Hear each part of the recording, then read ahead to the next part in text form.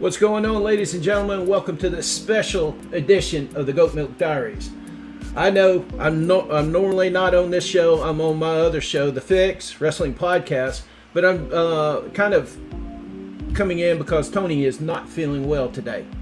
So let me bring on the cast. First and foremost, I'm going to be bringing on since it's his show, I'm going to bring on the GOAT. What's up, man? What's up, guys? What's up, guys? I almost messed up and said happy Monday. Today is Wednesday day. Hopefully we get a little bit more viewers today to tune in. Usually we're on Mondays. It's really hard to compete with the ratings that Monday Night Raw gets. You know what I'm saying? It's really hard to get that against us, a little low show in the basement, dungeon here where I'm at in the man cave. But tell you what, we're here. We're going to talk about some shiznit that's been going on, and we have a special guest today because yes, we do have a special guest. And do you want to explain, or should I explain what really happened? What really happened? What really happened? I mean, he said he had strep throat, and we can't refer to him as he anymore. We have to say she. We just got to get used to it. Tony now goes by Leanne, aka Miss Middlefinger, aka Tits McGee. Welcome to the show. Welcome to the show. Thank you. Guys, be a round of applause. Let's be gentlemen today. I promise I'll try to behave. Acknowledge the lady in the room. Not on my account. Well, I wanted to, before we get started, I wanted to, brother, you know that Tony's going through some problems, some issues, some personal issues, which I'm not going to go into. Sex change. Well, however, we have a special video that I wanted to drop on here right now. You game? God. You know what? Throw it on up there. Let's see what's crack-a-lacking. Let's see. Hey, this is Bret the Hitman Hart, and I have a very special shout-out going on to a very special man, a very special longtime fan of mine. And more important than that, this is going on to a guy that's going through a bit of a rough time right now. This is going on to a longtime fan named Tony, and this is coming courtesy of Leanne. And Tony, I just want you to know that you're not alone. You got a lot of people in the world that feel just like you do, including myself. I've gone through so many rough patches in the last 40 or 50 years that I don't even want to count them. But I know that I had a lot of love in my corner. I had a lot of people that supported me and cheered me on through those tough times. And that's what you got, Tony. You got a lot of love in your corner. You got the Hitman in your corner. And you got Leanne in your corner, which is the most important thing. And you're going to get through this rough patch because you know what you got? You got a lot of soul in you. You got a backbone, and you got a lot of heart, and you can take anything on because you got the mind and the heart to take all your challenges and overcome anything that comes your way, because you prove every single day, Tony, that you are the excellence of execution. And all that love, the sacrifice, the dedication, and the hard work that you put into every single day never goes unnoticed and never goes unappreciated by those that appreciate you, like Leanne. And you prove it every single day. You will get through these tough times. And when you do, I hope someday I get a chance to shake your hand and meet you in person. And I hope this little talk maybe in some way really bolstered your spirits a little bit. But just know this, you're not alone. People like you, they need just a little support, and you got that in your corner. You got love in your corner. You got Leanne in your corner, and you will get through this tough time because plain and simply, you are the best. Stay cool, stay safe, keep on rocking, Tony, and God bless. Wow. That just happened. From the man himself. You guys heard it? Yeah. If you didn't see it, you missed it. Bret the Hitman Hart, guys. The excellence of execution. Tony, we love you, brother. We're always in your corner, man. Always. I'm always behind you, brother. Really far behind you, but I'm behind you. Well, now I don't know, man. Now, if he's had a sex change, you might be a little bit closer to him than you normally would be. I'll tell you what, all I would really want if he had would I'd be like, dude, you got to inbox me the pics. You know what I'm saying? Just see what you're working with, brother. I mean, you know. C cup, B cup, I don't know. What'd you go with? He is never gonna let me on the show again. No, right now he's enjoying this Popeye's chicken because it's awesome. If he could, he would really try his last breath of energy to cuss me out right now, for sure. He's already called me. He's already said, "Jim, you're a son of a bitch." And I said, "You're coming from a place of love. I know you are." I know. This is why I drink this. This helps me get through everything. Today's concoction is banana pudding, cream liqueur, with a little bit of coconut rum, some cream, and another something in there. But, you know, it's good stuff. So is that like I'll take one more. West Coast Russian or something? Ooh, close to that. But I made this a Midwest goat mix. That's what it is. Well, that's good shit. On my end, just to let y'all know, I no longer have the Mendoza cheap internet. I have upgraded. Finally, the internet company came through, and they set it up, and I watched them like a hawk put my stuff in. And if anybody that knows me knows, I am a gamer from day one, and I will literally play video games whenever. But as soon as I clicked it on, it's like bam, right up. I'm like, damn, that's some strong stuff. It helps, doesn't it? I have the 5G. Hopefully, I'll be upgrading to the 10G soon. What's up, Joey? Tony said, stay off the screen. Straight. This Miggy has taken over. He's in the house, baby. I gotta say, the screen looks better. Something just makes it a lot better. I don't know. But, you know. And it's not your internet, Jim. I don't think it is. Well, actually, it was my internet. What's up, Matt? I've had this stuff. I had this literally on. Nico Ferris, how you doing, brother? Welcome to the show. Nico, how's it going, brother? Pull up a chair, have a drink, sit down, and kick back. Tony, so you got a lot of people wishing you well, brother. Yep. You'll get better soon. We know it. You'll be back on here. No, Joey. Actually, Joey, I had DSL, and what are you guys talking about? Tony's here. I upgraded to fiber optic, so I'm on the good stuff now.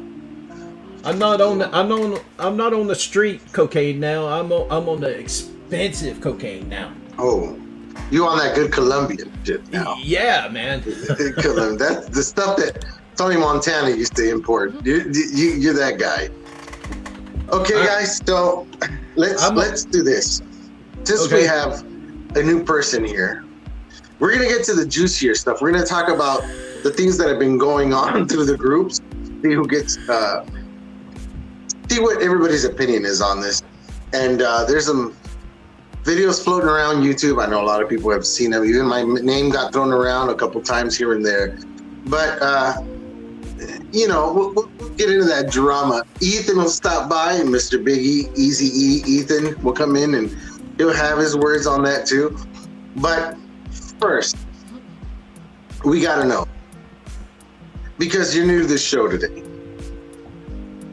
We gotta have a few questions answered. I'm gonna start off, and these are easy ones coming from my side. I want to know, because you're a woman, and from a woman's perspective, what is your favorite championship belt of all time? My favorite championship belt? Yeah. Your favorite belt. Don't say Gucci or Prada. Yeah, and for God's sakes, don't be looking at Tony going, Sailor Wing Diggle, Sailor Wing Diggle. Luckily, we don't have that problem today. He won't be able to speak loud enough to hear him. I don't know. See, I have to be completely honest. I never got into wrestling until I started watching it last year with Tony. Ah, okay. And then I was kind of like, all right, this is cool. very entertaining. I do like, the new belt they just came out with that Seth Rollins has. That's pretty slick. Okay. No. Well, he acknowledges me every night.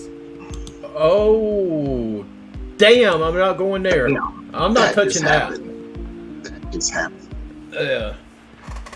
That's Tony. Here's my second question. Does he need a stepladder to crawl into bed every night? I've been dying because I know he's not going to be honest to tell me, but I'm taking advantage of this. You have like a little ladder, he climbs up into bed. I mean, Do you want an honest answer? what? God, lie to me because I love lies. I mean, All right. Yes, he does. I knew it. And you know what? I'm going to drink to that. Period. Well, that bodes a question I've got for Miss Middlefinger. Does he have to stand on a step stool to pee in the toilet, or do you have to throw Cheerios in there so he can aim for them? I'm gonna try that. So, I don't know. I honestly don't watch him pee, so. God help us all. It's a good thing nobody has to see that. Well, and here's my question now. What do you think of the involvement of women in wrestling? How it's starting to develop? Is it growing? Do you see any change? I know you just got into it and you're starting to watch it. Is it as exciting to watch the female wrestlers as watching the guys wrestle out there? In a comparison, what do you think about it? I mean, from a woman's perspective, yeah, I like seeing women do what men can do. In a storyline, they are a bit catty, a bit dramatic. Okay. But I mean, I think it just depends. I guess it depends on who's fighting that I like to watch it. But I mean, I feel like the men's are more exciting to watch than the women's. Okay. And to follow up on that, man, I've got to say, the women's championship, the women's wrestling just has not hit that special mark yet. I mean, the matches are good, but they just haven't hit that nail on the head to just make it explode. You know why?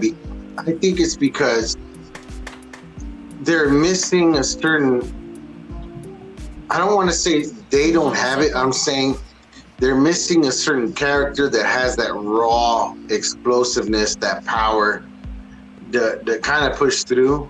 China was close to doing that, and when she started having matches, but Nia Jax just popped back up. Yeah, she already injured Rhea Ripley by accident, but she did it anyways. China was close, but I do miss the days of the Attitude Era women. Of course. Is that because they wrestled in baby oil and did lingerie contests? Yeah, exactly. Okay, exactly. Well, you missed that action. I don't think you're missing the wrestling action in the ring. But no, but I'll tell you this. The men's storyline is more exciting, like with it's people are more invested in those storylines. Yeah. I think they save the juicier stuff for them, for sure. Like Cody Rhodes, like I absolutely love Cody Rhodes, and I love the story that they're telling with him. It's his blue eyes. It's those beautiful blue eyes. Well, I mean, right behind me, I've got the Cody Rhodes AEW figure right up there that I got, and I hope to one day have him sign it. You know, because anybody that knows me knows I was a Dusty mark when Dusty was wrestling, and I followed Dustin. They really screwed him up when he went to WWF with all them damn polka dots in his blue collar storyline. They really ruined that. There's two sides to that. Vince wanted to. He was just more hardcore when he was, I mean. Vince wanted to make him a joke, but here's the thing. Here's the counter to that. Dusty made it work. Because Dusty was a very talented person, man. They could have given him the Magician's Act, and he would have done awesome at that. China is gone. Yeah, That's China true. is gone. He's- May she rest in peace. Correct. But But you know, we have somebody coming in, which I've been watching from AEW, and she is now reporting. I don't know if anybody else knows this or knows anything else, but she has already been reporting to the development center for WWE. And she was TBS champion. She's I think, a very good contender for the women's championship. Jade is on her way, guys. yeah, Jade Cargill. Yes, Yeah, she's on her way. She's done signed a deal. That's one sexy mountain of muscle right there. Let me tell you, she can put me in a headlock any day she wants. Just Yeah, you know. yeah, but I also know you're a fan of Rhea Ripley, man. Come on. Oh, mommy, I can't. She's like, put me over your lap and spank me. You know what I mean, mommy? I love her. She's got everything, but she always wrestles and looks like she holds back when she's about to kick some serious ass. Like, they really got to let her do some damage on the rest of these women, because it looks like she has to baby all her moves for them. Well, You know what I mean? She's a and also, big girl. Yeah, She's a big girl. And Jade is a big girl too. Very muscular, very fit. She's a very strong woman too. I think they're gonna have something nice. Well, Mendoza, you know this. You know, I used to be in the wrestling industry, and I know several wrestlers, and I've asked their opinion of the WWE, and they said that they make them dull down their moves in the ring. I believe it. And not let them do all the high spots that they're doing on the independent scene or in AEW. AEW, they let them, and I'm not a big proponent and fan of AEW, but AEW lets you do all the high spots you want to. If you want to go through the table, go through the table. I mean, I was not speaking, but I made a comment on another podcast that was live, and I talked about wrestling, and I mentioned WWE, and everybody knows, I think, Joey from Belt and Belts podcast. And he, as soon as he saw the comment, he says, "Antonio, we're talking about wrestling." So I think that's what makes the difference, is those high spots, the risks that they do let these guys take in the ring, and the way they perform. NWA is probably his favorite thing to watch. I think Joey leans more towards that. But AEW, man, they're getting there. They're getting there. They're finally getting there, man. They don't need CM Punk. They do not need CM Punk. Not anymore. They've got Not all, anymore. They've got all the tools they need to do better. Speaking of which, before I forget,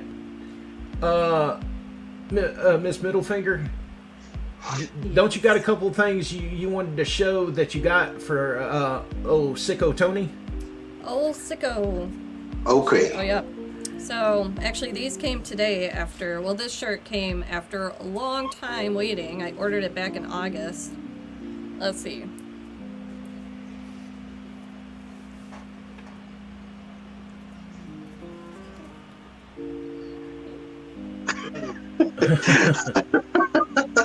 That's a good one. That's a good one. It definitely fits him. It fits him. I'm a size 4X, just in case anybody wants to send me anything. You know, it's a cool shirt. Well, what I'm thinking about it, now the podcast can actually start. We got the man, the myth, the legend, Mr. Easy-E is up here. What's going on, brother? Yo, I'm using this new StreamYard filter. Did you see that one? It's called Touch Up My Appearance. I mean, I'm like, Really? Oh shit! Look at him. It's a sexy beast. Tony's using What's up, a brother? new filter. Tony needs to drink warm liquids. I told him that I used to drink hot tea with plenty of lime in that juice, lime juice, and honey, and man, it helps. he could do the Mexican witch doctor drink, the hot toddy, some whiskey or tequila, honey. Yeah, and I told him tequila was my number. Okay, so a few years back, I got strep throat, and I was drinking the honey with the squeezing a lime on there, and that helps soothe everything. But I went to a gig. Luckily, I used to be a musician, guys. I was a drummer. So I went to a gig and couldn't even speak that much at all. And then on one of our breaks, a guy goes, "Here, have a shot." And I couldn't talk, and I kept nodding at him. And the guy goes, "What's wrong with him?" And he goes, "I didn't know you're a drummer." He couldn't speak or anything. And he goes, no, he's okay. He's just got strep throat and this and that. So he goes, "No, I have a shot of tequila. I had that last year, and it cured it right up." Oh. So after they insisted, I took the tequila shot. I straightened out. 20 minutes later, I felt way better. I mean, that first shot numbed my throat and everything going on in there. I had 2-3 more shots. Dude, 2 days later, it was gone. No lie. Oh. So, Tony, take a shot, damn it. Oh. Take a shot. Leanne, while I'm thinking about it, it's officially nice to meet you, by the way. It's nice to meet you too. It is. Sorry, my manners. This is our big brother, Easy E. Go ahead and show everybody what else you got for Tony. All right. Well, because since this is his fave, rest in peace. Okay. Oh, there's more coming. There's more. There's more. But wait. There's more. There's more. There's more. But wait, there's more. I also got him this baby. Ooh. Comes with the big eagle. Oh, snap. I was going to order that today. Holy crap. No lie. It comes with the blue big eagle, right? You're going to wear that? Yeah, that's the blue big eagle. Damn. I've got one coming. I wanted to order that and put it next to my blue big eagle that I had just done. Holy crap. Damn. And show the piece de resistance. The piece de resistance. Ooh. Okay. Well, I need to get one for the sake of getting one too. Yeah, those things right now are going for like $40 on eBay. Woo. Yeah, they're gonna rape. Yeah, you can't find them in the store, man. You cannot find them. I got him these before he got sick. So. Oh, okay. And especially since they said they were. Who makes them? Who makes those figures? Mattel. Yeah, I think it's Mattel. Mattel. Okay. Yeah. Sure. They said they stopped. Out of respect, they stopped making or producing those figures. Anything Bray Wyatt, they stopped. Yeah, They're only gonna let sell whatever's on the shelves. That's it. Well, also, So something big's about to happen there. JoJo is getting the money from all the proceeds from all the Fiend stuff. E, you didn't even catch the video I put up earlier. No. Oh, let me pull this back up here. He'll get a kick out of this. Check this video out. Here we go again, Hey, this folks. is Brett the Hitman Hart, and I have a very special shout out going out to a very special man, a very special longtime fan of mine. And more important than that, this is going out to a guy that's going through a bit of a rough time right now. This is going out to a longtime fan named Tony, and this is coming courtesy of Leanne. And Tony, I just want you to know that you're not alone. You got a lot of people in the world that feel just like you do, including myself.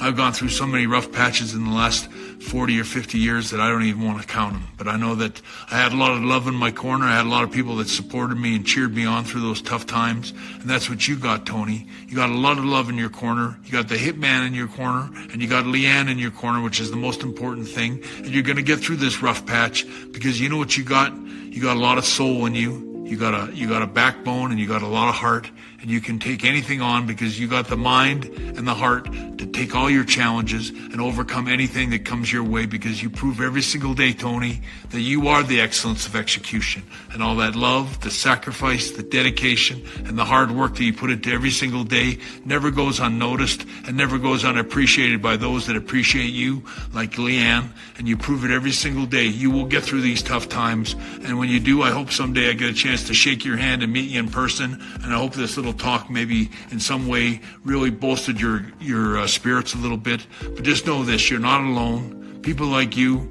they need just a little support, and you got that in your corner. You got love in your corner. You got Leanne in your corner, and you will get through this tough time, because plain and simply, you are the best. Stay cool, stay safe, keep on rocking, Tony, and God bless.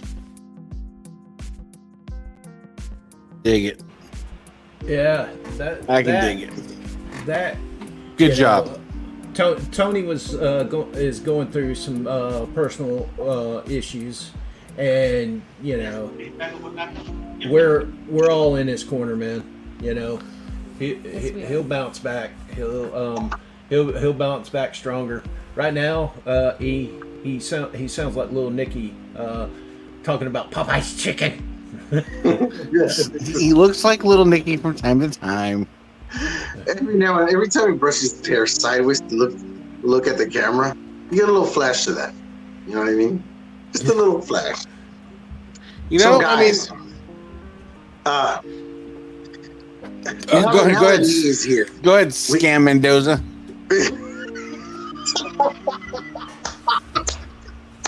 Okay, this is where we get to the meat of the bone right here, okay? Because it's been on my mind. People have been messaging me like crazy, and I'm gonna say it here, and I'll say what I told other people.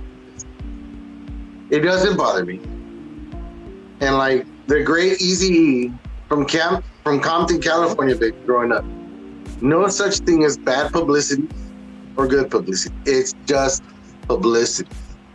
That's it. You got to remember the source, right?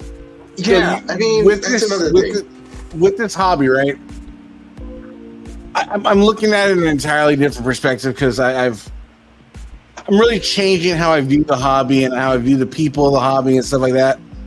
And there's a lot of, we'll call you friends when we need you, but when we don't, there's not a lot of calls. And you look at,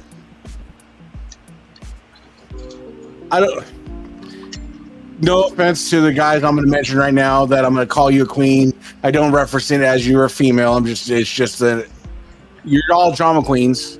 You know, you got your EJ Kellys, your Roy Wilsons, those guys that. We're not even going to call it Karens anymore. We're going to call them Kellys. Yes. From now on, it's Kellys, guys. Yep. We're going to call them Kellys. But when you're you don't need. I'm one of those people who don't need a lie. I don't like lying to kick it, because you know it always comes back and bite me in the ass, right?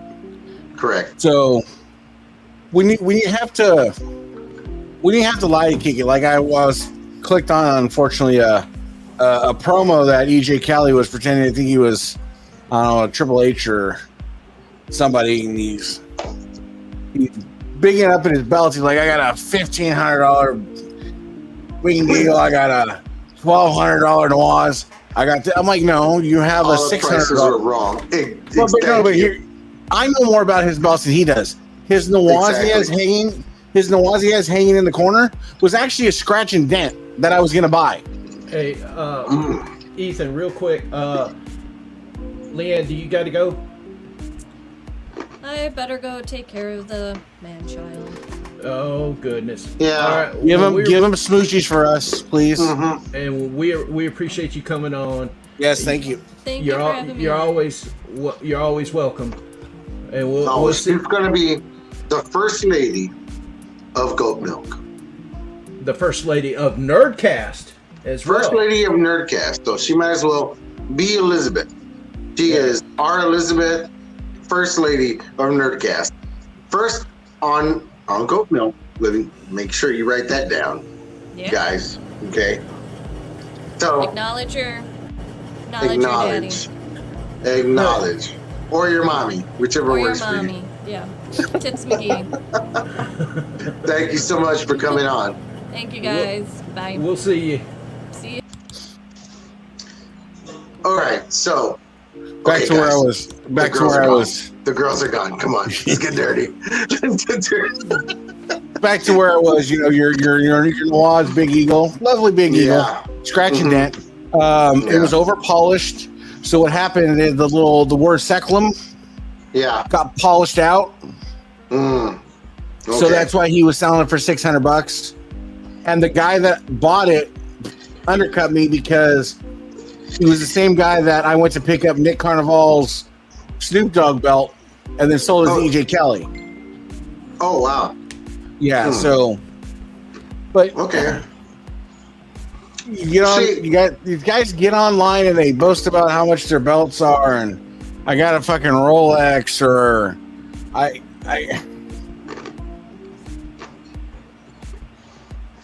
don't get it. I don't either. In the end, I always say, in the end, the truth comes out. It's easier to tell the truth than to remember the lies you tell. You got to be straightforward with this shit. And the thing is, like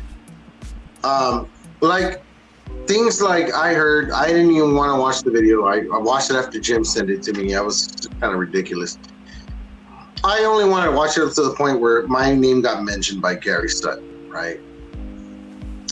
Which was, he didn't get into me or any details about me, which he kept it clean. He didn't say anything negative about me. But like he says, because, let me take it back. EJ Kelly told somebody that I rigged my my raffles to my belts. So, how would you know something like that is going down? How many conversations? How many conversations have you had with EJ Kelly? God, I want to say none. So in those none conversations, I think we've texted each other. One time prior was because of some pieces that he sold to me, some plates that he sold to me.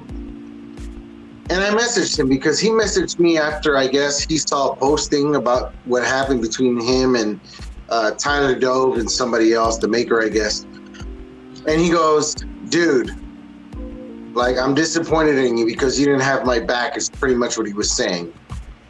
And when I told him, I said, hey, in my comment, I meant what I said. And what I said was, you at least got your money back. And I think that's fair.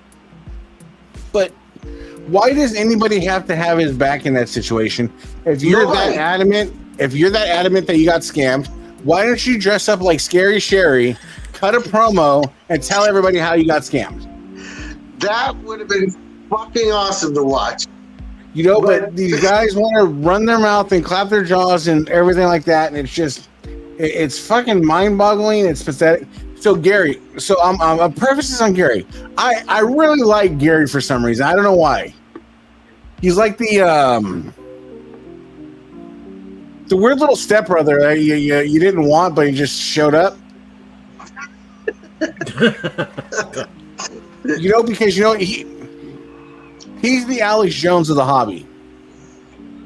So like he'll go into the rant and say some good shit, then he'll go off on some other shit that nobody can fuck with, and you're just like, cut it out a little bit. But with Gary, I understand. Well, I watched one. I think it was this morning. Was it this morning? Maybe yesterday morning. But he was going on Carmine, going after Carmine. Might have been yesterday. Carmine is an interesting breed of person. He's definitely an acquired taste. And he'll tell you he's an acquired taste. But and this is the thing, Ron. I don't know him from Adam, but like all I see is And what's up, Ron? Hadn't seen you there. what is put out there, and what's put out there is like it undermines like what kind of person he could be in the hobby, or what kind of a lot of people can be in the hobby. You know, he buys nice belts. He's doing this, doing that, but when you're constantly getting drugged through the mud, like at some point you're gonna get dirty, and I don't know. I wish we want to bring him on because I want to know the backstories of some of the shit. Oh yeah, just so I can fill in the blanks. Mm-hmm. I mean, I can reach out. I can reach out to him and try to bring him on the show. That would be good. If y'all guys want to, so he can basically tell his side of the story. But it's just this weird, like, it's not even I guess it is like gatekeeping. It's like you have the gatekeepers of the $300 belt. Mm-hmm. Then you have the gatekeepers of the that $600 belt, $600, $800 belt, and then you have that range. And then you have guys like Panetta, wonderful individual, but he's we're kind of the gatekeepers of that upper tier, and I don't want to say elite or because it gets so construed and you get called a snob but you get your guys that you see like your Joe Vitanzas and your Matt Panettas and your James Taylors. We buy nice belts. It's not that you're better than somebody or your life is. They don't know the road. Well, to buy those belts, you know what I mean? Your first belt probably wasn't from the gate. My first fucking belt. My first fucking boot was a baby blue Intercontinental made by what's his name? Fucking Usman. Ah, okay, Usman, yeah. Well, I mean, it was fucking terrible. I don't go for those expensive belts. I mean, my God, Unique Spirit behind me. They're $200 belts. I buy what I want. And these people. Everybody has a budget. Everybody's got a budget. I think it's more the approach. So Panetta to me and Zach Hunter Lawson, those two guys come at it in a way of they want to be more educational and they want to be confrontational. I can agree with that. Great. Yeah. Which is great. I think that's how it should be. You get other guys that just want to be dicks just for the sake of being dicks because I bought a Classic Shields or I bought a red leather or you know what I mean? Yeah. And to each his own, but I've not been in the hobby for a long time, but there's this guy that's rings in my head all the time, and we had this little saying we used to use. I don't know if Joey's watching, but this hobby comes full circle. People that are going to fight right now are going to be friends in a year. Then they're going to fight again. Then they're going to be friends in a year. Yeah. And I've seen that already happen. It's like a middle school going back and forth. And, let me respond real quick. Blue collar. No, the hobby is not shit. And maybe everybody else will disagree with what I'm going to say, but the hobby's not shit. The hobby's a lot like owning a Ferrari. It depends in whose hands you put it in. Now, if you put it in the hands of a guy that works at McDonald's part-time, only makes $7 an hour, and he never does maintenance, never checks the tires, never checks the seats, never cleans his carpets, never does the mower, or the little check or the plugs or anything, that car is going to turn to shit. It's the people. It's the individual that make the hobby feel like shit. The hobby's awesome to me. There's too many toxic people. There's too many toxic people in the freaking hobby. I think it's deeper. I think it's deeper than that, though. Just real quick. Look at me. Snobby I've leather guy. loved wrestling forever. I've loved wrestling forever. I checked out belts. I bought some sorry ass looking belts. I wasn't happy with them, but I didn't blame the hobby for it or the makers or anything. I just looked at what I spent and what it took to make a better belt. What did I do? I dove into leather. I dove into the art, the craft. I started making leather straps and got into it. You know what I mean? Now I do the leather. I don't do it to get rich. I don't do it to get money. You know what I mean? Like literally after I finish the strap, what do I have left over? $75. You know what I mean? The materials are not fucking cheap.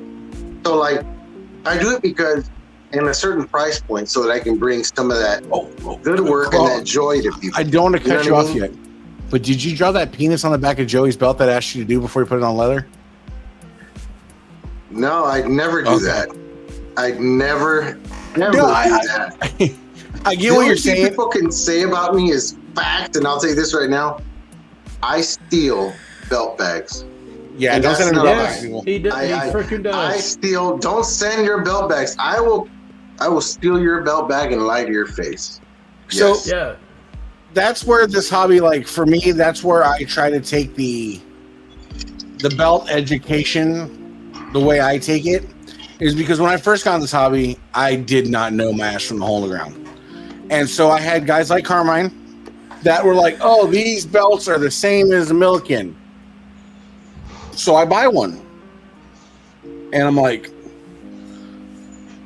nah.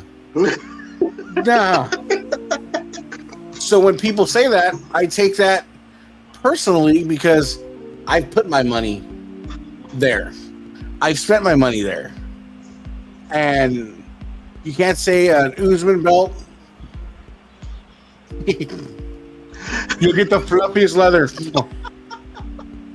I'll be the first one to tell anybody out there. I don't go with your standard makers. I don't go with somebody from Pakistan, and there's some reputable makers out there. The one I go with, Doza. I can cut. He knows my budget, and I can say, Doza, I want to get this belt. All right, give me a couple days. I'll get the plates in. Whatever. Dude, you have a nice belt coming. You know that? You've got a real nice belt. I know. I can't wait. Is that from one of your rigged raffles? It is. Yeah. It is. What was the number again, Jim? I don't remember what it was. 69, dude. 69. It was 69. My favorite number. I don't know why. But I think that's where I start to separate is like in this hobby, there's no more information you can give to people that it hasn't been given to people and given to people in a pretty good way. Me and Joey did a couple of seasons of Get the Strap, and we did all this stuff, and like the information doesn't change. You're just now regurgitating the information again. You're doing the full circle thing again. So instead, I think there's a better way to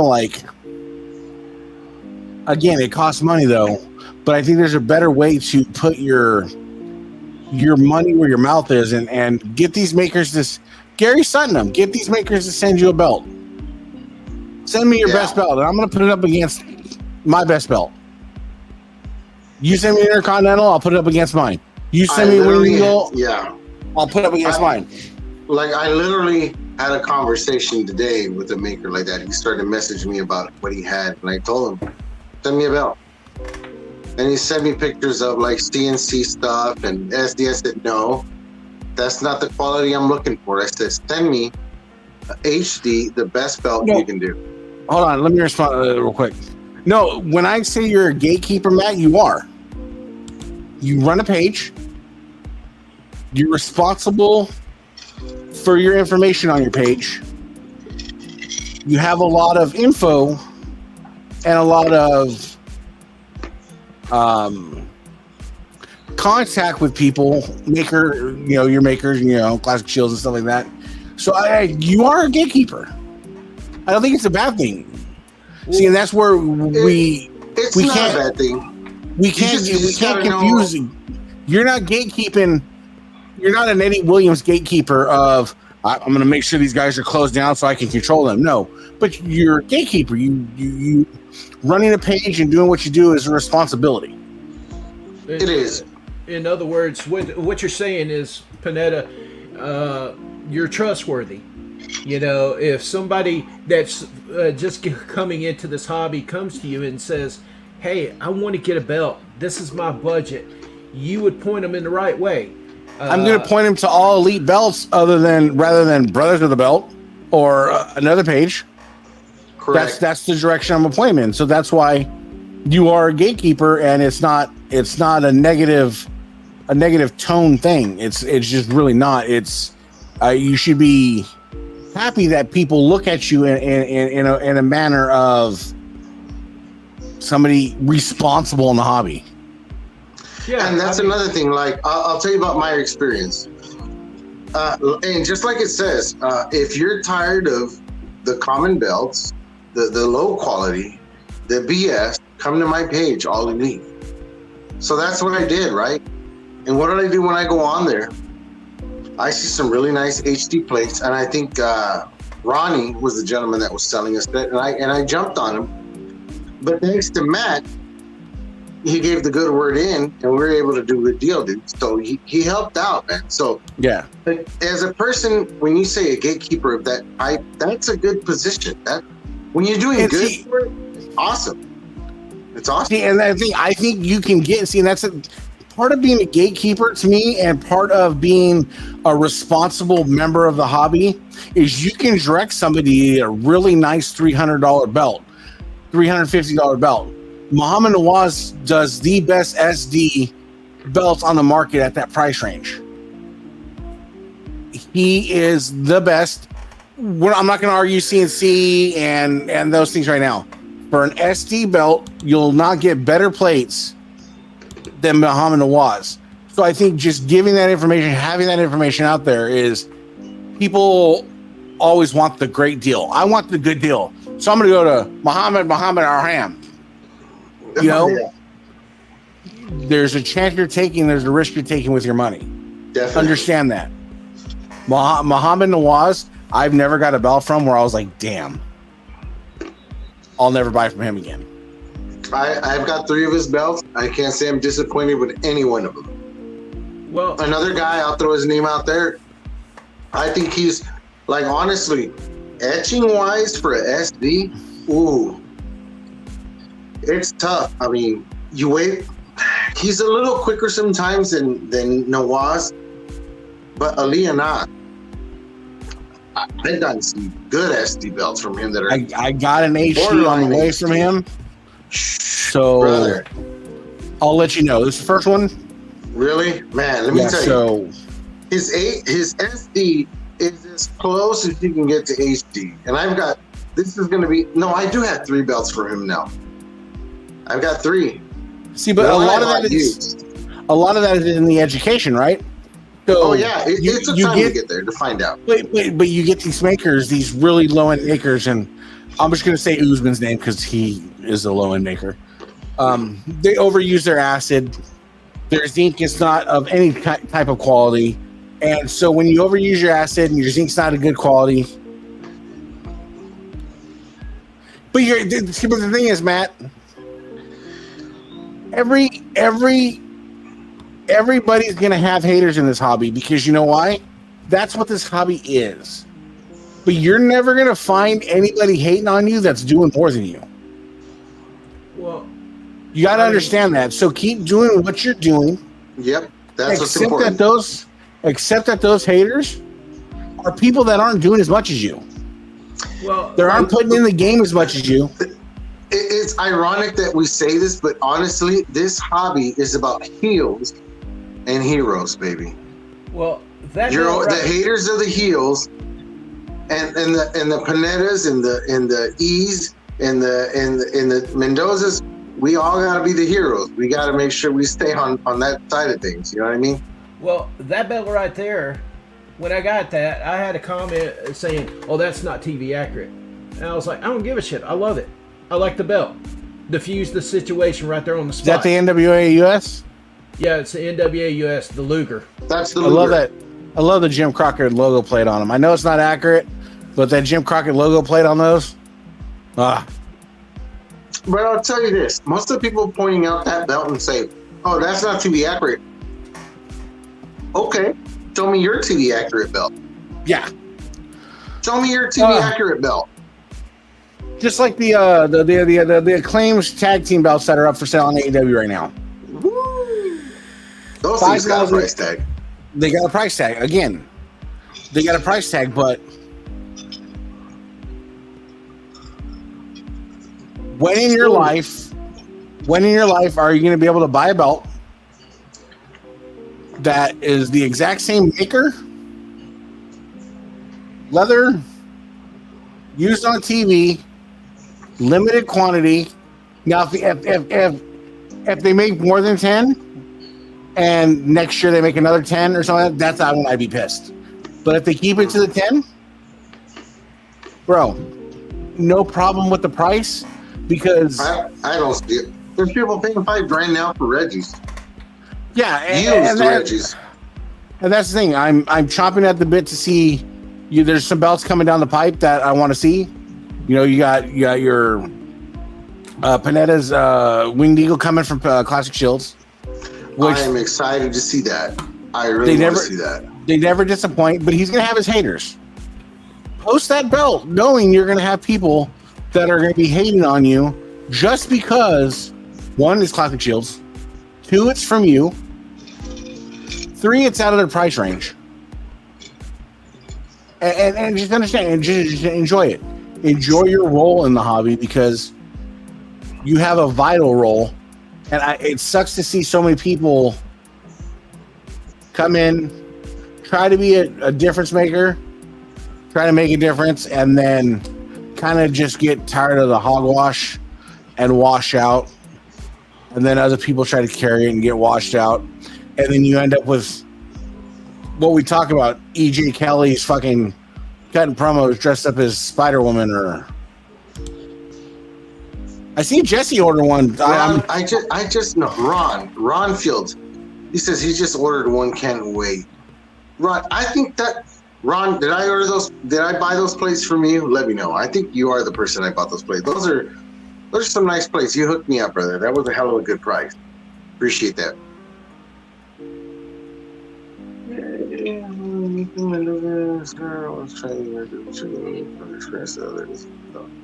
That is true.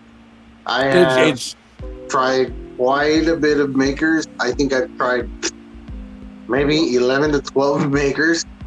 And out of those 12, 3 are very consistent in a certain quality and price range. So, well, when you're talking about gatekeepers, I've got 2 of them on the screen right now. Panetta's and also Panetta's one, and I'll tell you another one. Tony Thorpe. Tony Thorpe is a really good well, if you want to call it a gatekeeper, he points you in the right direction on the belt. He's the gatekeeper of the North. Yeah, way north with Panetta. He does Tony Thorpe is a cool guy. I like him.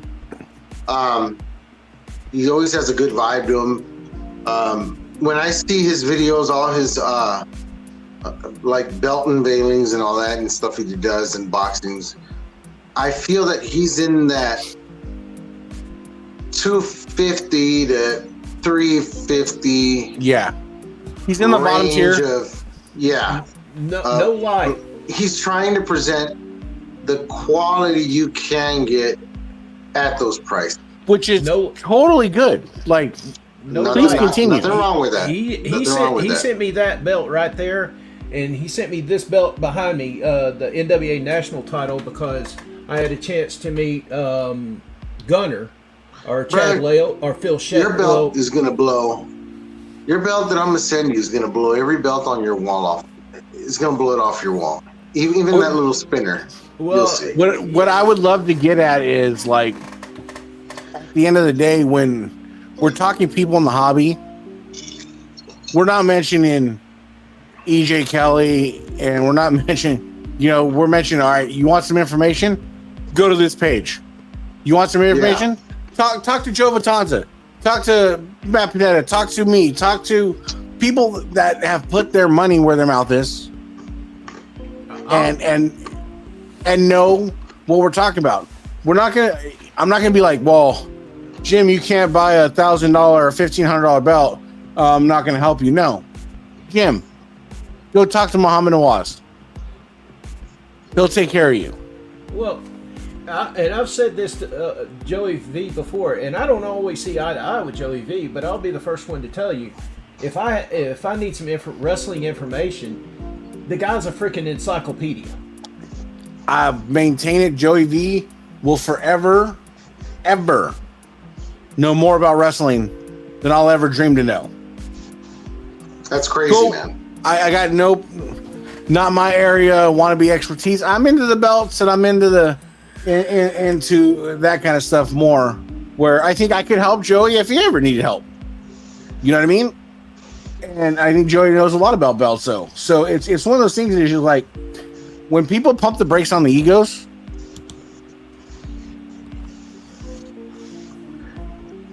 there we go. Thank you, Ronnie. Appreciate it, man. Those are beautiful blades. Appreciate that. Classic Shields has been putting the backing on my IC for like 4 weeks now. So I'm still waiting on my red logo. Ooh. That glue dries a while. Ooh. Well, when I send you the spinner belt, Mendoza, I'm going to send a special prize with it that you'll just absolutely love. And can appreciate that, brother. If we can agree on anything in this hobby, anything, can we please not boot spinners, network logos, no, or the new current World Heavyweight Championship? There's no need. Please. There is no need for the way they make it, the quality that they make it at shop. There's no need. And especially since you have the correct logo on there, we're not worried about the F. You know what I'm saying?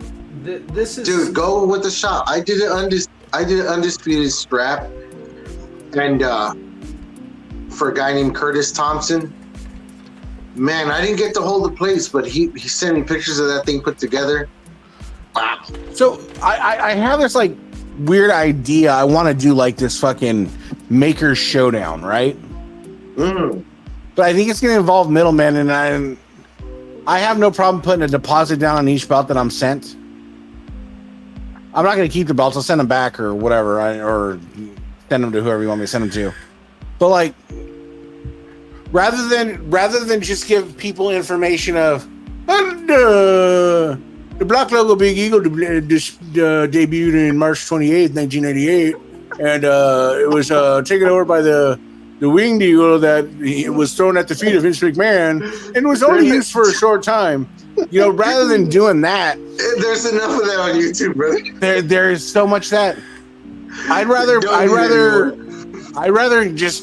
have like a belt battle royale of makers. Ooh, a belt shootout. Hell yeah. I can top that. But if we get with the middlemen, like your Tyler Doves, your Garys, because all it's going to do is help them if they win. Oh yeah, it's definitely. It's clean. It's objective. It's HD photos, HD videos. You put two together. You pick a winner. Go to the next bracket. Yes, I totally agree with that shit right there. For sure. I've got an idea. God damn, this goat milk is strong today. It is. I would like to have Ethan on here, Joey V, EJ Kelly, and Gary Sutton on this show, and have it out. It's an open invite to EJ Kelly and Gary Sutton to come on here and figure out your differences. You know, I will put a parental mature audience on the beginning of this, so they can have it out on here. I'm blocked by Gary. I'm about to be blocked by EJ. I don't care. I don't. You know exactly know why Kelly says some shit about me, right? About the raffles being rigged. I was the guy that told him to go eat some ass, and he got butthurt about it. Go get some ass. I still have him even on my personal belt page. I didn't boot him out. I didn't, you know what I mean? It is what it is. He didn't bring any negativity towards me. Like I always say, the truth comes out. And the best thing he could have done is mention my name. If people didn't know me or know my craft or know what I do, now they're going to know. And when they go to find out who I am, they'll find out that I'm a cool guy. I'm honest. I'm not going to jerk them around for their money or anything like that. You know what I mean? And it benefits me. It's So if you want to keep my name in your mouth, fine. Whatever gets your jollies going and shit. Well, No big deal.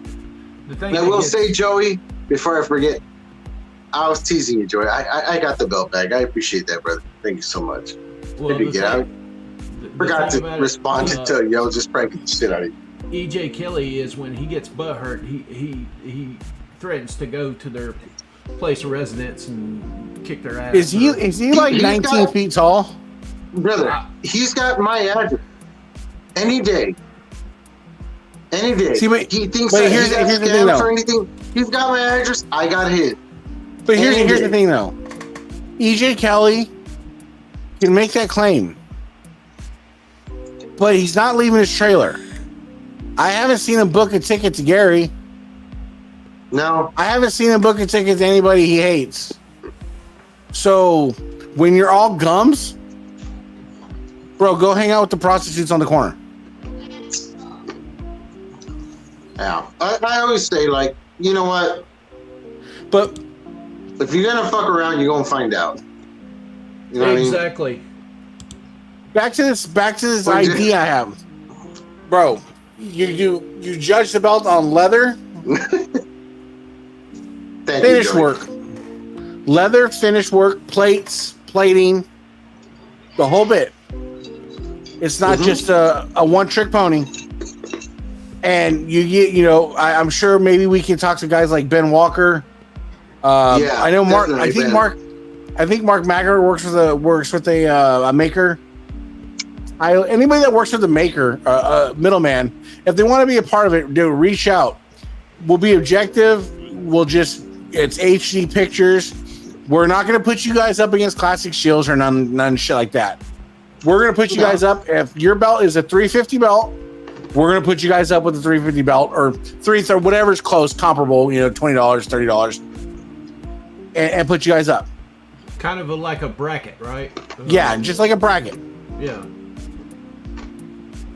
Something like that, I think, would help the hobby because they can go to the bracket and see all fucking Nawaz is in the semifinals or Muhammad Arham's in the quarterfinals or what's he doing right? And they can go look and see that, well, Muhammad Arham's plates are better than this guy's plates, but his leather. It'd be like the World Cup of belts. Like the World Cup of belts. Yeah. Something different. Let's try to do something different out of this fucking piss poor hobby that everybody just wants to have drama about. Well, that's the thing. You're going to have these poison apples in this hobby. You're going to have your EJ Kellys. You're going to have your Gary Suttons. Now, sometimes Gary Sutton has some valid points. I'll give him that. But you're going to have these people in the hobby, and the only way to address these people is either boot them out of the hobby, or I don't think that works. Or confront them. What people need to do is you need to point the person out first, and then ignore them. Just make them disappear in plain sight. Well, part of it is people as a whole need to grow up. Well, that too. Look, we're in a wrestling hobby. We're in a wrestling hobby, but you're not a wrestler. You don't have an alter ego. What's EJ? Chest steel or rusted steel, rusty metal, or whatever the fuck his name is. You're not that. Whatever. You're not that. You're not Macho Man, Eagle Savage. You're not none of that. Or whatever. Gary is like 80% pretty good information, or 70% pretty good information. 30% you're like, ooh, pump the brakes. And I'm not saying I'm the fucking all messiah or anything like that, but if I don't know, I can guarantee you I can get you the info within a short amount of time. Because all I got to do is message a fucking Panetta or somebody else. I can get you the info. It's not a thing. But just pump the brakes on the ego. Just because somebody's on a page or runs a page, they don't think they're better than you. Well, what gets me is I watch EJ Kelly's videos, and he'll show a belt and he'll say, he'll buy a belt for $600 and say, this is an $1,800 belt, because it's on Romeo leather and it's got Swarovski crystals and, CNC and all that. Who gives a shit? Who gives a shit? If you're paying, you like it, keep it, If you're paying $200 for a one-piece tip, okay. Is that a flex? And that's God. I mean, I can message Ryan Stokes and guarantee you it's not a $200 tip. It's not. And that's why I want to try to figure out some way to do something different in this hobby, because look, you can dress up in a tuxedo and try to give information in this fucking hobby, but all you're doing is just putting a tuxedo on a piece of shit. It's still a piece of shit. Yeah. So let's try to do something different and try. That's why I'm gonna seriously reach out to a few middlemen and see if we do maybe on a small scale this year, and then next year we can make it bigger and just keep making it bigger. Oh yeah. Where it'll definitely do something positive for the hobby. Well, and make it fair. It's CNC versus CNC. It's SD versus SD. It's not. We're not gonna screw you guys over. We're not gonna anything like that. And I'll tell you this, like this is one thing how it changes it. I'm not gonna say it's because of me, but I think I've contributed a little bit to that in the way of I made a page just for Pakistan belt makers. I've got about 40 Pakistan makers subscribe to the page. They watch it. I don't allow anybody else. If you're a regular person, you're not allowed on there unless you're a Pakistan maker. And I've shared a lot of things on that. I put videos and posted how to work the leather, how to dress the leather, how to work edges, how to burnish. I've shown them a lot of things, and I've shared a lot of art files with them. And all of a sudden, I start seeing a lot of these makers are starting to make leather a little bit better. The tooling is a little bit more accurate. They're beveling the edges. Yeah, even a lot of them now are doing correct snap boxes because they're using snap plates, pressure plates. See, and that's what I'm getting at. Is that's the thing is like, I want to reach out to some of these pages too. I'm sure Matt will be on board and stuff like that. But just we all know that feeling of getting a belt, and we're in love with the belt, and just because it's not $1,000 belt doesn't mean we can't help the makers make sure the grapplers are facing the right direction. The snap box is correct. And those things are correct, so... Like the classic IC. Common mistake, which way are the grapplers facing? That grappler's always facing in. Forever. So, yeah. And you see, like, for instance, if I send Mendoza a picture of a belt that I picked up from whoever, and I'd say, what do you think about this belt? He'll give me an honest opinion. He'll say, I like it or I don't like it. But if you're happy with it, same thing with you, E. I can sit there and send you a picture of a belt I just got, and you'll give me an honest opinion whether you like it or don't like it. I don't think you will sit there and you will trash it and you say, oh, it's shit. You should have gone with this person or whatever. You know what? Like, if you like it at the end of the day, that's all that matters. And usually I've had people inbox me that question a lot. They'll send me a picture and say, hey, but dude, I got this belt from this maker and it came in and I think it looks okay, but what do you think? The first question I always ask people right back to them is, how much did you pay for that? And then they'll say, oh, the guy gave me a deal. It was $250. And then I say, okay, $250. And then I'll look at the belt for a little bit and go, yeah, he got his money's worth. $250. It's a $200 $250 belt all day long. And I go, hey, not bad. Whether it's a $250 belt or a $3,000 belt, the one thing that we all need to come together and make sure these fucking makers and everybody understand is there's no reason why The artwork should be wrong. Exactly. No, exactly. The font work should be wrong. So let's put egos aside. Let's help that Intercontinental get the right grapplers, the right size stars, the right size font. Let's help the Winged Eagle get the right size, the little feet where they're touching the G and the W. Let's help them get their tail feathers correct. Let's help them get the little notches coming off the WWF. So that way, somebody buying we know somebody buying a $250 belt is not getting 24 karat gold or anything like that. We get that. But at least they can have the experience of having an accurate artwork. Yeah. I seen a belt today on I loved, it was a dual plated Winged Eagle, but I don't know how familiar you guys are with the Adam Gibbons. Guys asking $2,000 for American made. Corey King. I know If you look in the globe, it's stamped AG. I'm good. Yeah, that's why we need these gatekeepers to make sure that the belt plates are accurate. So when somebody new is coming in to the hobby, they're going to have an accurate NWA television title or a spinner belt or whatever the case may be. All the information is out there. Hazard's done a marvelous job of putting that information out there. I think PTM did a pretty good job of running through all the belts. There's other people out there. Rainbow, what's his name? Rainbow, I can't remember his name. You can just Google the belt and on YouTube the belt, and people have done a fantastic job.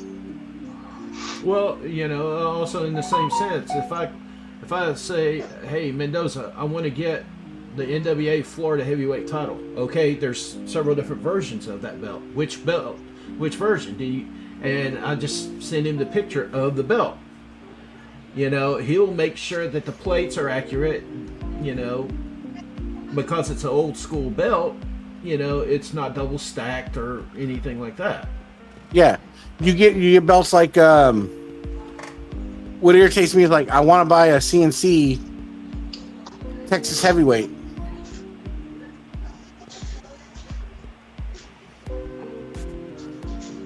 This is true. This is true from Panetta. But in fairness, Panetta, I got to use my wife's Facebook to look at Icon's page because I'm blocked. So, I forgot what I was going to say about that. But what I'm basically driving at is we need those gatekeepers. We need no for sure. What I was going to say is that Mendoza, the Easy E's, the Tony Ford, the Texas heavyweight, right? Yeah. I want a CNC version of the Texas heavyweight. Ultimate Warrior held it as a Dingo Warrior. But my issue is I need to get one of these makers to CNC it and polish out all those fucking mill marks. Take the extra time and polish the mill marks out. Whether it's an extra 20 minutes.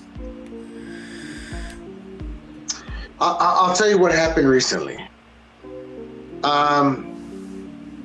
Arosha Belt put up a posting of a Hogan belt, Hogan plates at 86. That's Gary's maker, right?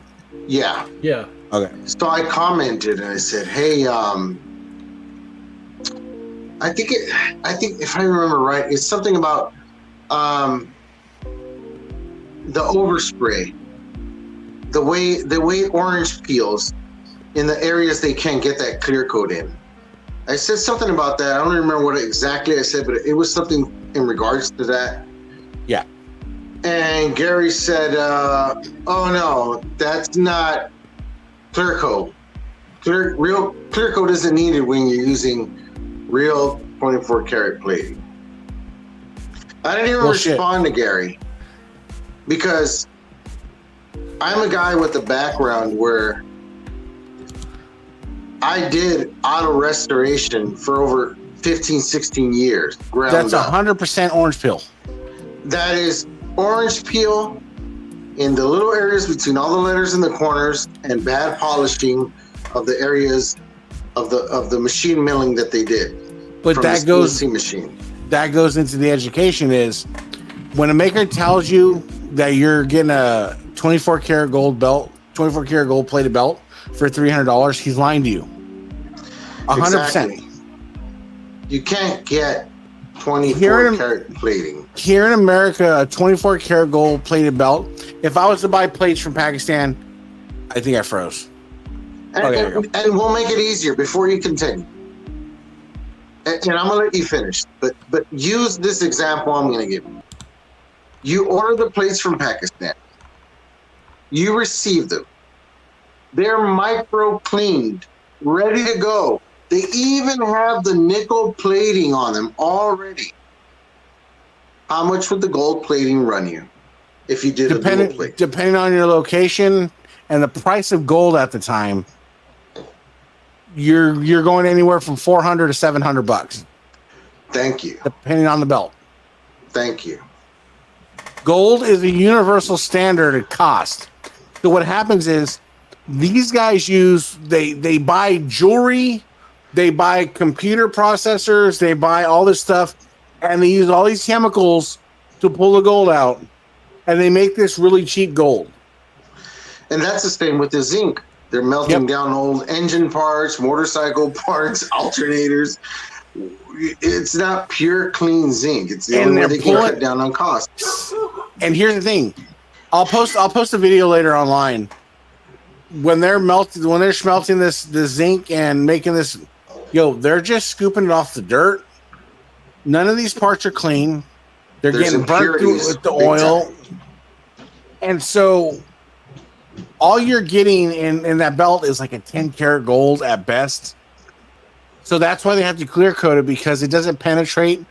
It's like a top coat. It doesn't penetrate.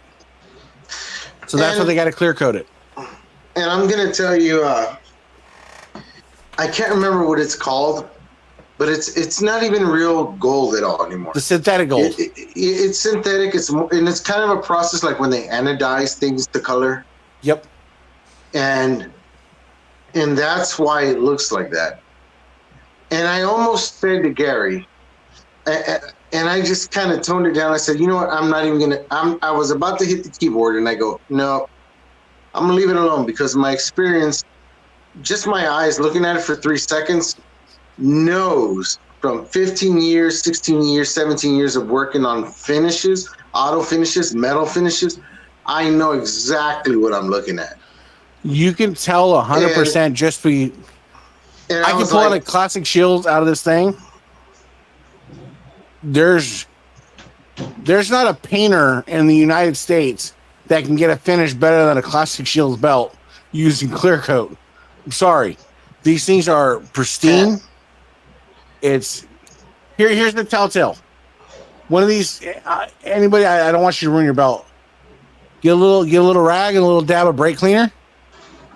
Ooh. Take that area that's a little hazy and rub it.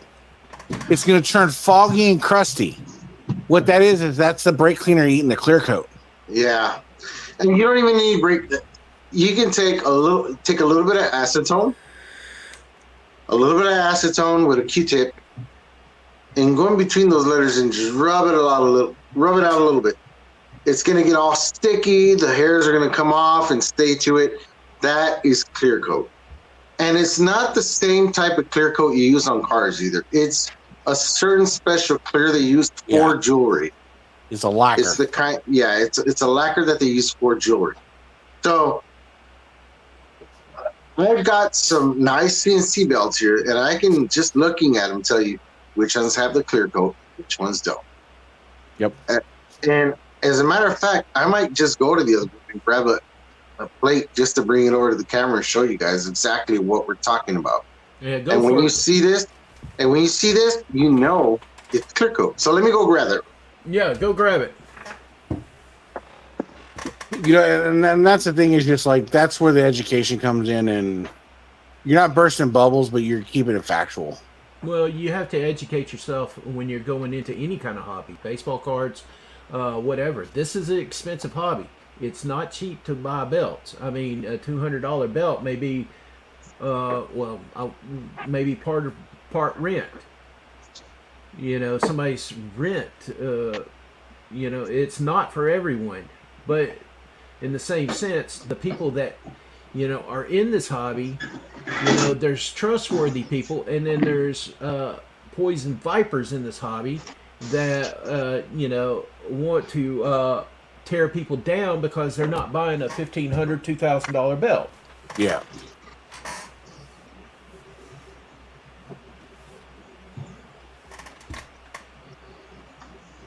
Okay, so I turned on the overhead light here.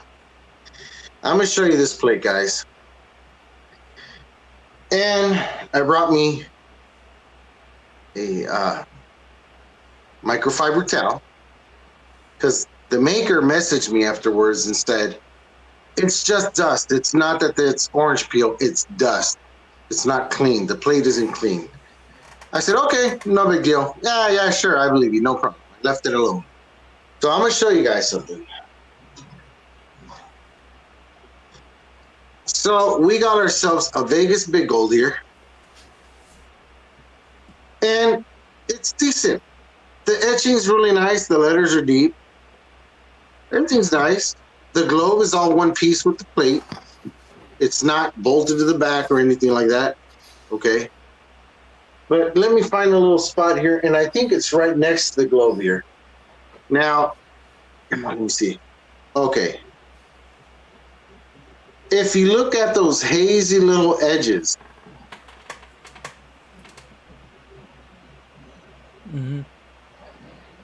like right there, right in here, guys. Yeah. Okay, see the haziness, the way the light catches that? Yep.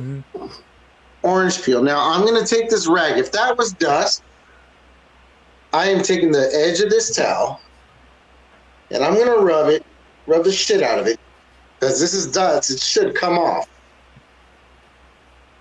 Now, let's look at it. It's going to be clean, but let's look at it again. It looks clean, but let's catch the light right back where I did before. You see that? And just so people understand, see all the little floral designs and all the patterns and everything like that? They're doing it no differently than you would spray it out of a rattle can. So what happens is it's hitting the plate. They're spraying it. It's hitting the plate. But when it's hitting the plate, it's hitting the plate dry. It's drying as soon as it hits the plate. So it hazes. It doesn't have time to cure. There's not enough material of the clear coat so that it can smooth out and spread out. So that's why it looks, got this Vegas plate, looks like nice from afar, but up close, see where this base is flat? Yeah. You don't have that. But everywhere here, like this spot, I wiped it. It's still there. Or I'll go one better. You get a belt. You buy a belt, and it's bubble wrapped, and it comes in, and there's bubble wrap marks on the plate. What they did was the plates. They wrapped the plates before the clear coat was dry, and you got bubble wrap marks. Yeah. But I mean, we can go on all day about this, but the fact of the matter is, like, look, at the end of the day, being a gatekeeper in this hobby isn't a bad thing. No, it's not. Being an elitist isn't a bad thing. Giving accurate information isn't a bad thing. Nope. And people need to do a lot of growing up. Because like Ronnie said, Roy, probably the nicest guy that I could probably all ever meet. I don't know him. All I know is what's getting dragged through the dirt. I want to know the rest, but that's just it. So, and then if Roy wants to come on the show, he's got to open an invite. Message me, Roy. I'll send you a link for the next show, and we'll have you on and let you tell your side of the story, plain and simple. But guys, you ain't have to tell your side of the story. Here's the thing, though. There's a lot of people in the hobby, Roy, that don't know you. Introduce yourself. How long you been in the hobby? What's your favorite fucking belt? How long you been watching wrestling? There's 100 things. Just let people fill in the blanks where they want to fill in the blanks. Don't let a Gary or somebody else dictate who you are in the hobby. Yeah, exactly. And you know what? Here's the thing that kills me about this fucking plate. That the maker I got this from did use gold plate, but why he chose to fucking spray clear coat on top of it is I mean, because you can see the edge here. Yeah. You can see the plating. That's not spray. That's gold plate.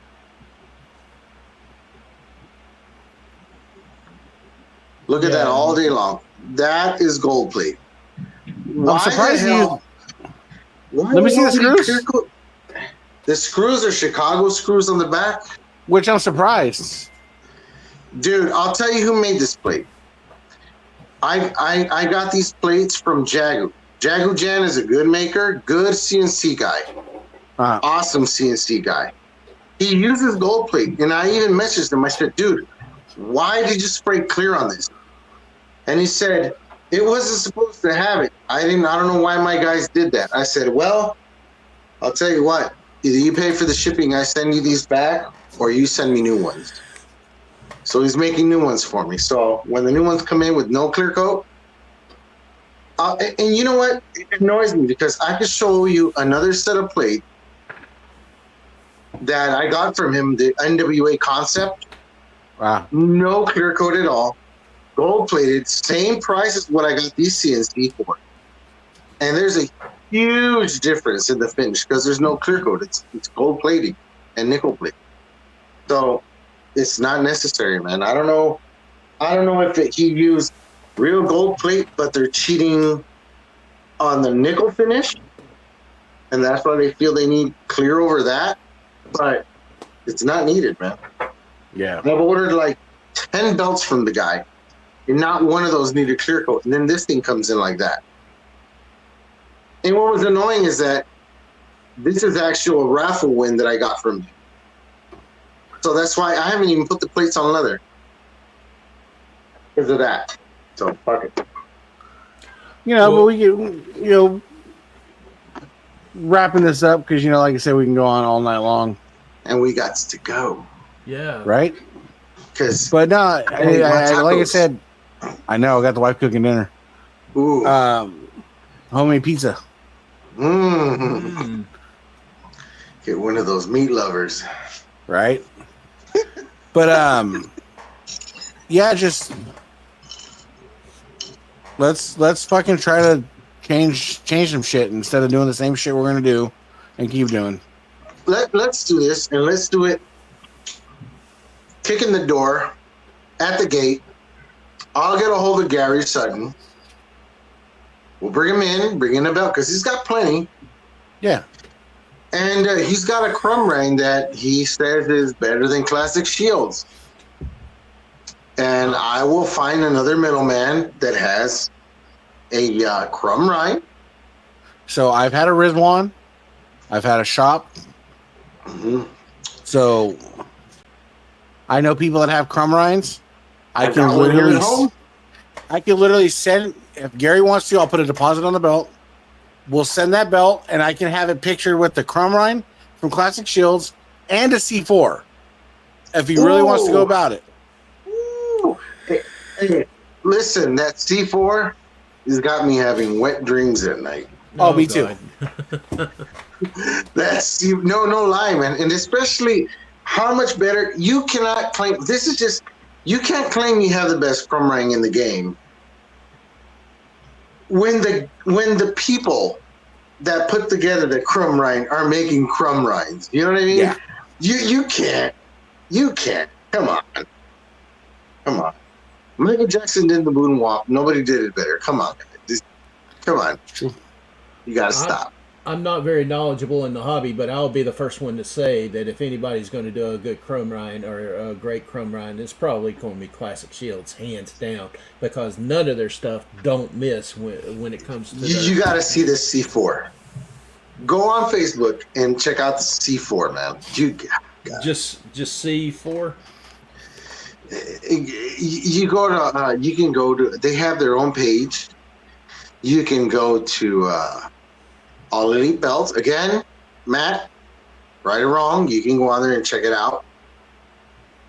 You got to see it, man. They unveil it. They have a couple sitting right next to the original Haram Rhine belt. Hands down, there's no argument. The strap, the way it's stitched, and you know what I noticed about that one? The strap, and I've been writing about this forever, but people don't want to admit it. But I've seen the marks on the back of the backing of the original belt before they did any other work to it or anything like that. They did not hand stitch that strap. It was machine stitched. I'll say it's probably machine, which makes sense. It's machine stitched, because I can, as a guy who did upholstery again and restorations for years, I know the markings of a stitching machine when I see it. But and like the old, and that's why that Haram Rhine has the bolts exposed on the back, because they had to run it through the machine without the plates on. This is the only way you can do it. You're talking about the original NWA Chrome Rhine, right? Yes, sir. Well, yes, sir. Like the NWA 10 pounds of gold, that's hand stitched. That's hand laced. That's laced. That's laced. By hand. Lace is a lot different than stitching. Yeah. And the stitch marks and the machine marks, and I've got pictures of that Chrome Rhine. Freezing in. And man, it's nice. I got 3 damn Chrome Rhymes I'm doing right now. And I have an NWA concept that's mine that I'm doing. Hopefully I'll unveil it on the show. I'll put it up so you guys can see it. I'll send some pictures of that in box. Yeah, well, when you send that belt, brother, I'm going to show it on the show, man. I got to, nice. Man. I got it. I got to show the fluffy, man. I dropped it a few times on the floor this week. Don't tell me kids are playing with it. Sorry about that, brother. It's supposed to be ring used anyways, so just adds to the character of the belt. Oh my God. Got a side plate hanging off the side. Well, guys, we're going to wrap it up here. Thanks for everybody showing up on the show. Do us a favor and subscribe. It only takes a minute to subscribe, like, comment, and everything. Tony, I hope you feel better, brother. And we will see you next time. Doza, real quick before we go, what do you think about changing the days of goat milk from Monday to Wednesdays? I am all for it, because Mondays are hard to compete, and I don't want to start the goat versus Raw wars again. Competing with Monday Night Raw. So most people tune into that. Maybe Wednesdays we originally started on Wednesdays. You remember that? Oh yeah. So let's come back home to Wednesdays, where we're supposed to be. It's the hump day of the week. The hump, camel, goat, milk, it all just makes sense. Let's just come back home to Wednesdays and be a little more relaxed. There you go. Yeah. Guys, Biggie, subscribe. Thank you, brother. Don't forget to check out the Fix Wrestling Podcast, where we do interviews with independent wrestlers, and we got one coming up with an independent referee, which will drop next week. I hate refs. And we'll see you next time. We're out of here.